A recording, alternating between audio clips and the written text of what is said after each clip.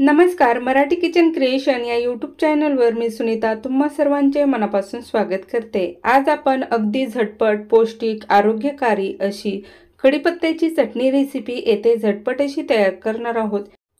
मुळात महिलांच्या केसासाठी अतिशय पौष्टिक, लहान मुलांच्या पचनासाठी अतिशय आरोग्यकारक आणि चवीला एकच नंबर असणारी चटणी रेसिपी झटपट अशी तयार करूया। त्यासाठी सर्वप्रथम येथे आपण काही साहित्य काढून घेतले आहे ते पाहूया। त्यामध्ये सर्वप्रथम 1 वाटी कढीपत्ता 2 ते 3 पाण्याने स्वच्छ असा धुवून घेतलेला आहे।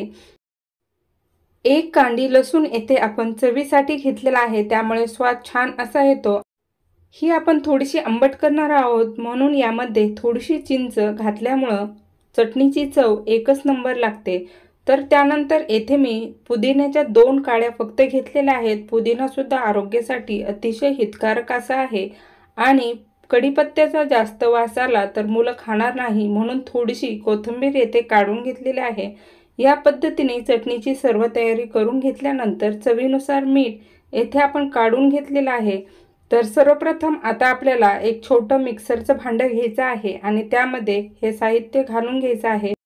घरातील सगळ्यांनी खावी म्हणून यामध्ये फक्त 2 हिरव्या मिरच्या, त्यानंतर सोलून घेतलेल्या लसूण पाकळ्या, त्यानंतर कढीपत्त्याचा वास येऊ नये म्हणून स्वादासाठी किंवा सुगंधासाठी आपण यामध्ये कोथिंबीर घालून घेत आहोत। पुदिना घातलेला आहे 2 काड्या। चटणीची चव आंबट लागली तर मुलं अगदी आवडीने खातात, म्हणून येथे आपण चिंच घालून घेतली। आता हे सर्व साहित्य यामध्ये घातल्यानंतर आपल्याला मिक्सरला एकदा फिरवून घ्यायचं, त्यानंतर थोडं पाणी घालून या पद्धतीने याची पेस्ट तयार करून घ्यायची। आता छान अशी पेस्ट तयार झाल्यानंतर आपल्याला हे सर्व एका डिशमध्ये किंवा वाटीमध्ये काढून घ्यायचं आहे आणि त्यानंतर आपल्याला यावर तडका देऊन घ्यायचा आहे। तर येथे आपण सर्व चटणी छान अशी काढून घेतली।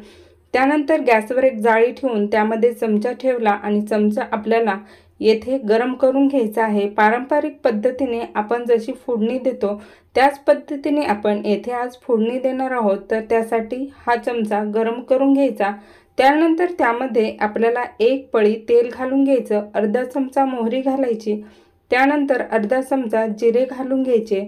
आता जिरे मोहरी छान फुटल्यानंतर आणि फुलल्यानंतर यामध्ये फक्त किंचितशी हळद पावडर घालून घ्यायची। आता हा तडका आपला छान असा तयार झाला। तर तडका होत असताना आपल्याला चटणीवर येथे मीठ घालून घ्यायचं आहे। चवीनुसार येथे आपण मीठ घालून घेतलेलं आहे। त्यानंतर तडका छान असा तयार झाल्यानंतर त्यामध्ये आपल्याला चिमूटभर हिंग पावडर घालायचे आहे। या पद्धतीने आपला तडका येथे तयार झाला। आता तयार करून घेतलेल्या चटणीवर हा तडका घालून घ्यायचा आणि छान असा मिक्स करून घ्यायचा। त्यानंतर ही तयार झालेली चटणी रेसिपी तुम्ही कशाबरोबरही खाऊ शकता, चपाती, थालीपीठ, धपाटे, त्यानंतर इडली बरोबर सुद्धा सर्व करू शकता। ढोकळ्याबरोबर तर एकच नंबर लागते। तर या पद्धतीने ही चटणी रेसिपी अगदी आंबट चवीची, हवं असेल तर थोडीशी साखर मिक्स करायची, 4 ते 5 दिवस छान अशी फ्रीजमध्ये टिकते आणि बाहेर ठेवली तर 2 दिवस छान अशी टिकते। तर नक्की करून पहा। तुम्हाला आजची ही रेसिपी आवडली असेल तर लाईक, शेअर आणि आपल्या चॅनलला नक्की सबस्क्राईब करा, बेल बटन प्रेस करा। धन्यवाद।